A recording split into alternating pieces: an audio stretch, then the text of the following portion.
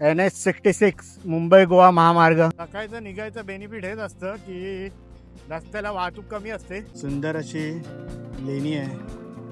गाडी रनिंग मध्ये बंद पडली, आता स्टार्ट पण होत नाही. म्हटलं 2 मिनिटासाठी स्वामीच आपल्याकडे आले. जे भेटेल तिथे जेवण वगैरे करा. मस्त सुंदर असं जेवण होतं सुद्धा संती हॉटेलमध्ये. कोकणी माणसांना एवढा त्रास नाही द्यायचा, पण गावात आल्यावर एक वेगळंच फिलिंग असतं, वेगळीच मजा असते.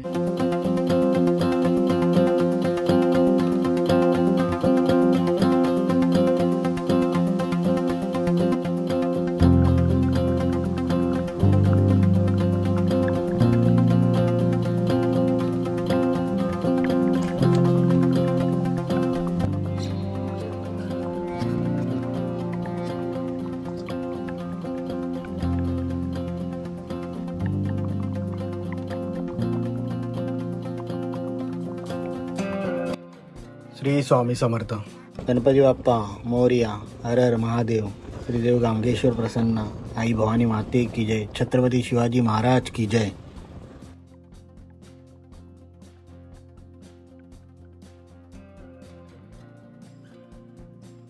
NH66 मुंबई गोवा महामार्ग. आणि आता आपण आलो आहे मुंबई गोवा महामार्गावर. पळसपे फाटा क्रॉस करून. आणि मी व्हिडिओ केला नाही मगाशी, कारण काळोख होता थोडा, त्यामुळे व्हिडिओमध्ये मजा पण आली नसती. आज शनिवार आहे पण ट्रॅफिक एवढी वाटत नाही, ट्रॅफिक कमी आहे. समोर सुंदर असा डोंगराचा नजारा दिसतोय बघा. मुंबई गोवा महामार्गावरचा सुंदर असा नजारा. थोडा गारवा आहे हवेत, त्यामुळे काय एवढं वाटत नाही. आता दुपार जशी जशी होईल तसं बघू कसं काय होत आहे. चाय पिऊन आता इकडनं पुढचा प्रवास आपण चालू करू. एक टी ब्रेक म्हणून आपण थांबलेलो, तर बायकोला लागली भूक म्हणून नाश्त्यासाठी वडापाव घेतली.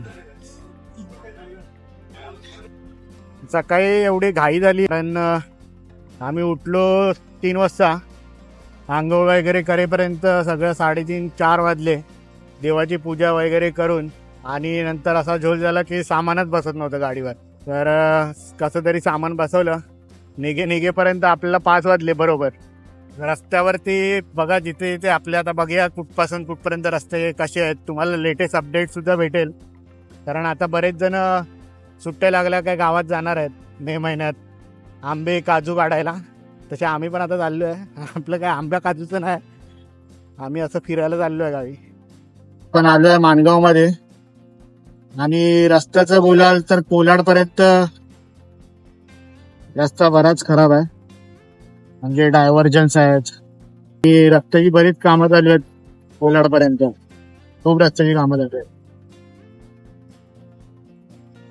या देवाचा आत्मन झाला आणि जोरदार चालू आहे. हवा लागते त्यामुळे काय एवढं वाटत नाही. मला आता तसं बघायला गेलं तर 1-1.5 तास वेट पडतात.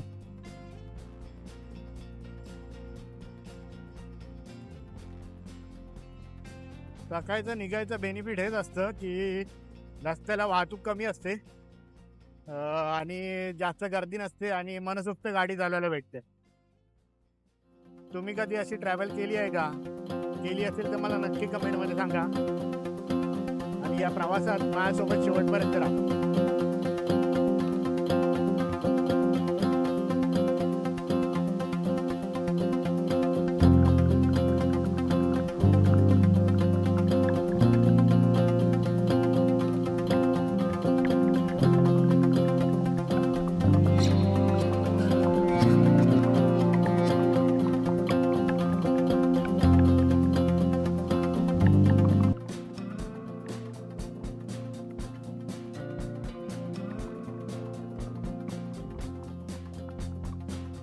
मुंबई गोवा महामार्गावरती सुंदर अशी लेणी आहे.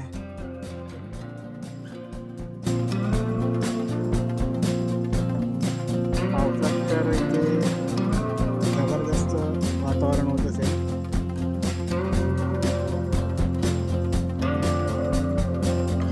सुंदर लेणी आहे बघा. हिला म्हणतात गांधारपाल लेणी.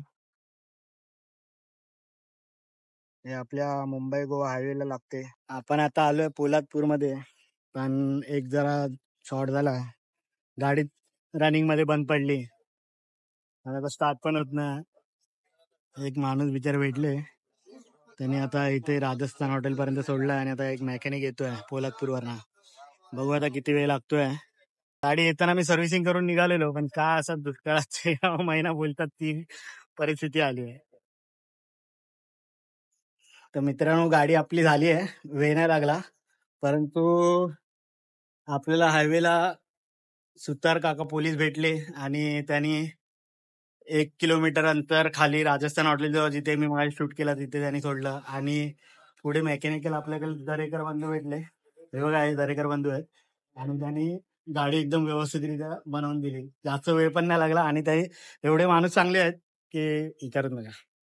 मुंबई गोवा महामार्गाचं आकर्षण असलेलं समोरच कशेडी टनल. आता आपण या कशेडी टनल मधनं जाणार.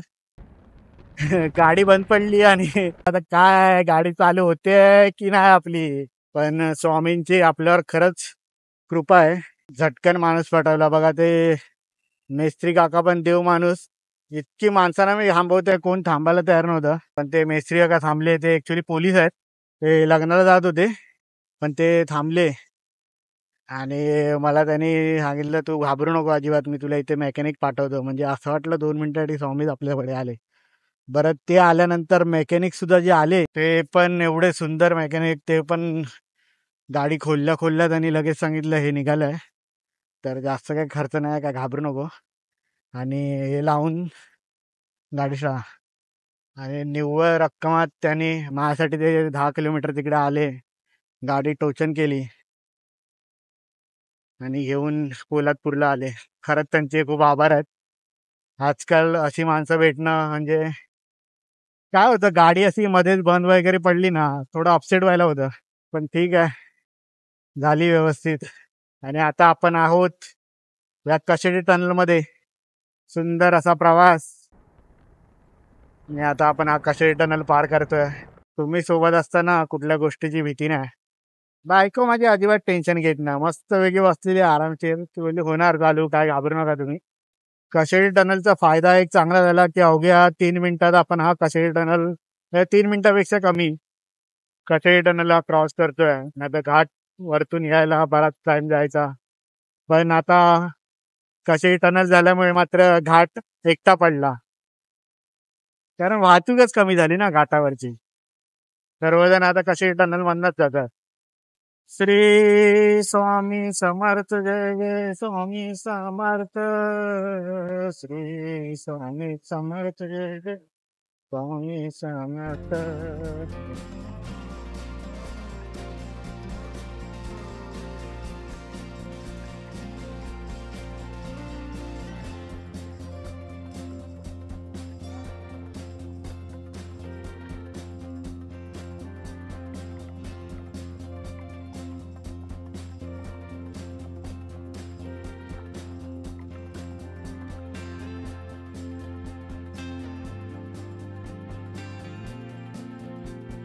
चला तर बोस्ते घाटाला सुरुवात झाली आहे.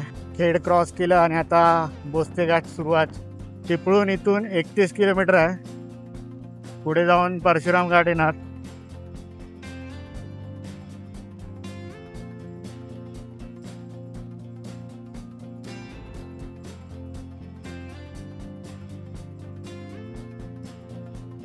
हे आहे बोस्ते घाटातलं थरारक वळण. या वळणावर उतरण्यावरती एवढे स्पीड ब्रेकर आहेत ना, बापरे बाप, विचारू नका. आणि हे बघा कसं वळण आहे बघा.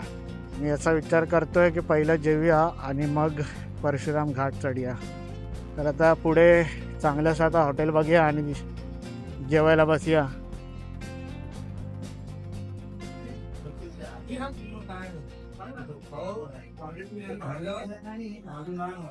परशुराम घाटाच्या अगोदर सुधा शांती म्हणून हॉटेल आहे. त्या हॉटेलमध्ये आता आपण आता जेवणासाठी थांबलोय आणि इथून मग पुढे परशुराम घाट करून आम्ही पुढचा प्रवास सोबत करू. थोडा लेट झालाच आहे, 1-2 तास लेट झालाय. आता हा जेवून पुढच्या प्रवासाला सुरुवात करा.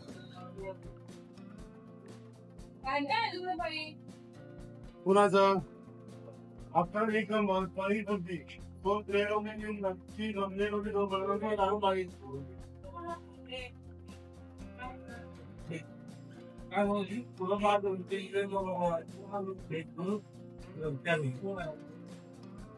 मटका कुल्फी जेवण जायला आपल्याला पाहिजेत ना हॉटेलमध्ये गेल्या. हा मजा आहे तुझी.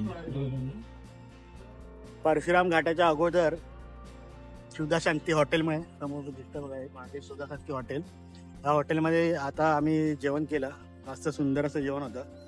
आणि गाडीचं बोलाल तर गाडीचा सेक्शन पंप जो असतो तो निघाला होता. मग ते ॲक्च्युली मला माहीतच नाही, कारण ते मेकॅनिक शिवाय कोणाला समजणार पण नाही. त्याने जेव्हा गाडी खोलली तेव्हा तो सेक्शन पंप निघालेला होता. त्याने लगेच लावला आणि व्यवस्थित करून दिला. आणि 13 किलोमीटर गाडी त्यांनी टोचन मारून मला पायाने टाकून तिथपर्यंत पोलादपूरपर्यंत आणली आणि गाडी फटकन करून दिली.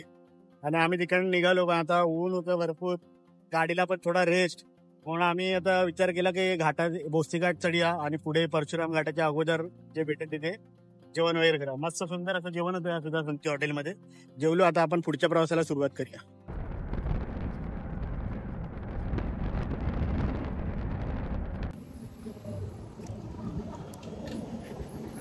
तर मित्रांनो, आता अजून 100 किलोमीटर बाकी आहे. अजून राजापूरला पण पोचलो नाही. बराच लेट झालाय. आणि काय आलं की संगमेश्वर नंतर जो रस्ता खराब आहे ना, बापरे बाप, एवढा खराब रस्ता आहे की लांजापर्यंत त्या रस्त्याने येऊच नाही. आणि आम्ही चुकून त्याच रस्त्याला गेलो. ॲक्च्युली काय झालं की उक्षी मार्गे आम्हाला एक रस्ता आहे, शॉर्टकट आहे. रत्नागिरी पावस मार्गे तो असं म्हणजे समुद्री महामार्गे आमच्या गावी जातो.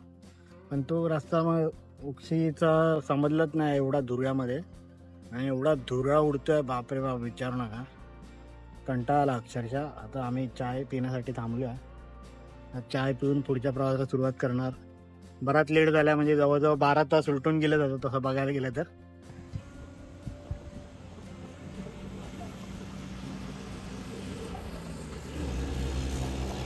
संगमेश्वर लांजाच्या रस्त्याला ॲक्च्युली व्हिडिओ करायचा होता, पण काय व्हिडिओ करणार, नवीन मोबाईल आहे आणि पूर्ण धुळा आणि मोबाईलची पूर्ण वाट लागली असती, म्हणून तिकडे काय शूटच केलं ना.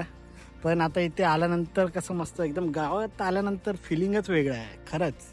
म्हणजे जो काय थकवा असतो ना तो दूर होऊन जातो. बघा सुंदर असा मुंबई गोवा महामार्ग. म्हणजे लांजाच्या नंतर व्यवस्थित आहे रस्ता असं, पण संगमेश्वरच्या नंतर लांजापर्यंत रस्ता खूप खराब आहे. म्हणजे मी सांगतो मागच्या वर्षी पण त्या रस्त्याने गेलेलो ना, तीच परिस्थिती होती. या वर्षी पण तीच परिस्थिती आहे. म्हणजे एक वर्ष झालं तो रस्ता व्हायला पाहिजे होता, पण अजूनपर्यंत त्या रस्त्याचं काहीच झालं नाही. एक वर्षात तुम्ही काय रस्ता करू शकत नाही, काय बोलणार. आणि मुंबई गोवा महामार्गाला तेवढी वर्ष झाली आहेत का विचारू नका. किती वर्ष अजून लोकांना त्रास देणार. म्हणजे कोकणी माणसांना एवढा त्रास नाही द्यायचा. एक तर विकायच्या नावाखाली झाडांची पूर्ण तोडफोड केली ती केलीच, पण रस्त्याची पण काय एवढं अजून काय होत नाही. किती वर्ष झाली रस्ता होणार आहे. असो, रस्ता होऊन दे, कधी होईल तेव्हा. पण गावात आल्यावर एक वेगळंच फिलिंग असतं, वेगळीच मजा असते. तुम्हाला कसं वाटतं गावी आल्यानंतर मला नक्की कळवा. आणि आता गावी तर काय बाबू पण आहे, म्हणजे आपण आता फिरायला जाणार, तर सगळे ब्लॉग आपण करू, अपलोड करू. पण ब्लॉग माझे नेहमी बघत जावा. त्या दिवशी ब्लॉग येईल त्या दिवशी जास्तीत जास्त तो शेअर सुद्धा करा, ही विनंती आहे तुम्हाला. तर मित्रांनो, पण लिंगडाला आहोत आणि इथून आपलं लिंगडावरून आपलं घर जवळजवळ 10 किलोमीटरचं अंतर आहे. आणि आता 10 किलोमीटर म्हणजे 9:30 वाजेपर्यंत आपण घरी पोहोचू. भरपूर उशीर झाला, पण एक आहे की उशीर झाला, दिवस कंटाळवाणा, म्हणजे गाडी चालवून वगैरे अंगदुखी. पण कोकणात आल्यानंतर, गावी आपल्या आल्यानंतर हा सगळा थकवा दूर होऊन जातो आणि एक एक मन उत्साही होऊन जातं. आणि मला उशीर झाला म्हणजे काय झालं, जवळजवळ 2 तास गाडी बंद पडली तिकडे, 2 तास माझे गेले. म्हणजे मी 2 तास अगोदर आलो असतो. आणि एक एक तास असे 100 किलोमीटर 150 किलोमीटर नंतर एक एक तास अशी गाडी थांबवलेली, कारण गाडी गरम होते ती थंड करण्यासाठी. त्यामुळे उशीर झाला, नाहीतर व्यवस्थित टायमिंगवर घरी गेलो असतो. मागच्या वर्षी मी टायमिंगला घरी गेलेलो. म्हणजे मागच्या वेळेला जेव्हा आलेलो मी त्यावेळेला परफेक्ट टायमिंगला घरी गेलेलो, पण यावेळेला थोडा लेट झाला. असो, लेट झाला पण व्यवस्थित घरी गेलो. आणि तुम्ही पण माझ्यासोबत होतात या संपूर्ण व्लॉग मध्ये. तर व्लॉग पूर्ण पाहिल्याबद्दल मी तुमचे खूप खूप आभार मानतो.